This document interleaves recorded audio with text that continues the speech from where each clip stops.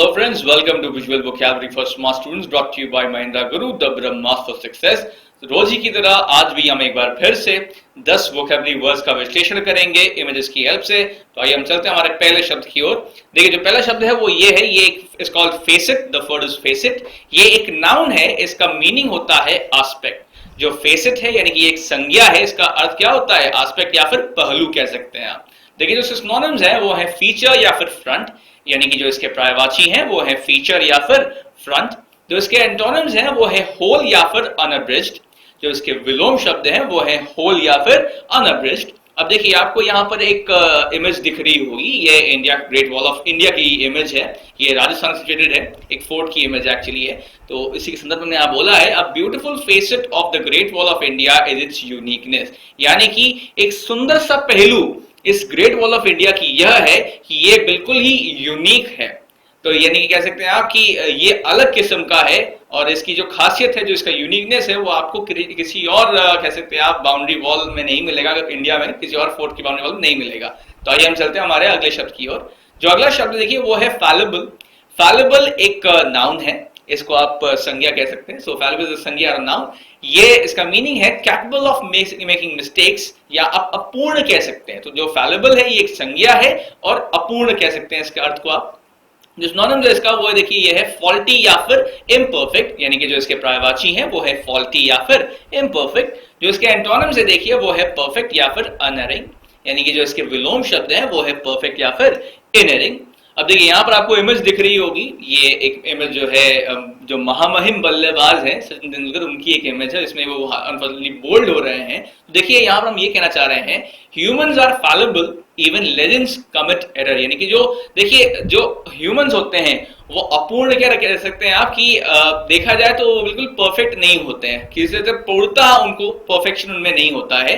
तो इसीलिए क्योंकि इवन लेजेंड्स कमिट एरर, तो वही चीज है कि देखिए कोई भी परफेक्ट नहीं है, गलतियां हर किसी से हो जाती हैं। तो आइए हम चलते हैं हमारे अगले शब्द की ओर। जो अगला शब्द देखिए वो है फील्टी।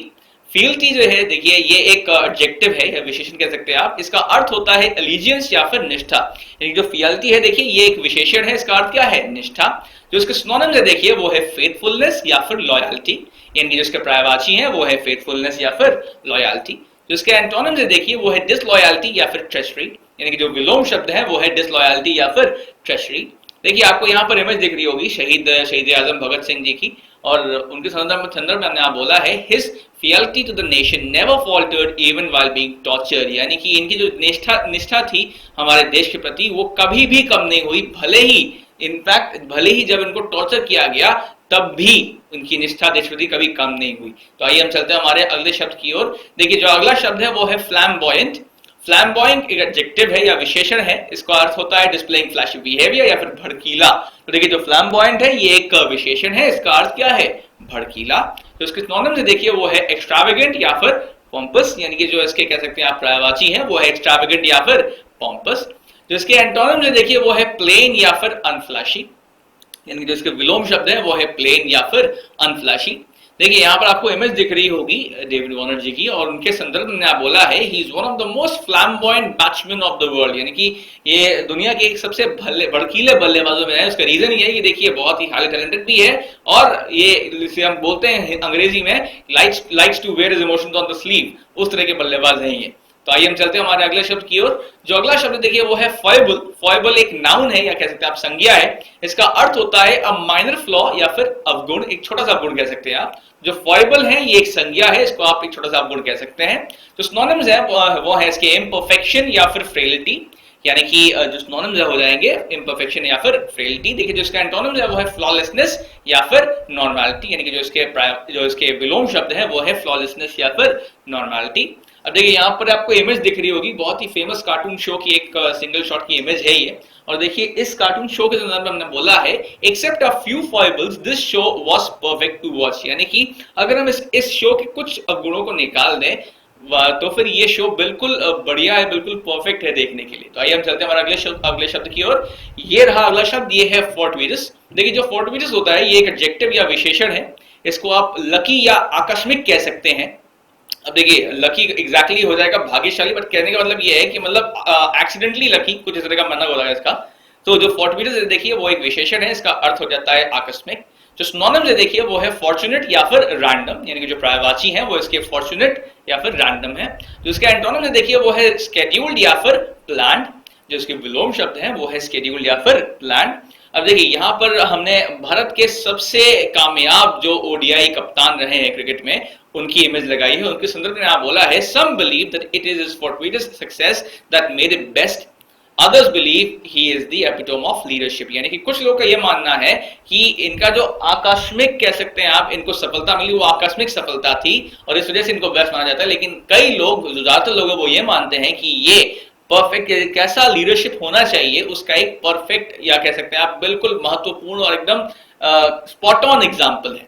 तो आइए हम चलते हैं हमारे अगले शब्द की ओर। जो अगला शब्द देखिए वो ये है फ्रॉडलेंट। ये एक एडजेक्टिव या विशेषण है, इसका अर्थ होता है बेस्ड ऑन फ्रॉड या फिर कपटपूर्ण। तो जो फ्रॉडलेंट है देखिए ये एक विशेषण है, इसका अर्थ क्या होता है, कपटपूर्ण। जो सिनोनिम्स है देखिए वो है काउंटरफीट या फिर डिसीटफुल, यानी जो पर्यायवाची है वो है काउंटरफीट या फिर डिसीटफुल।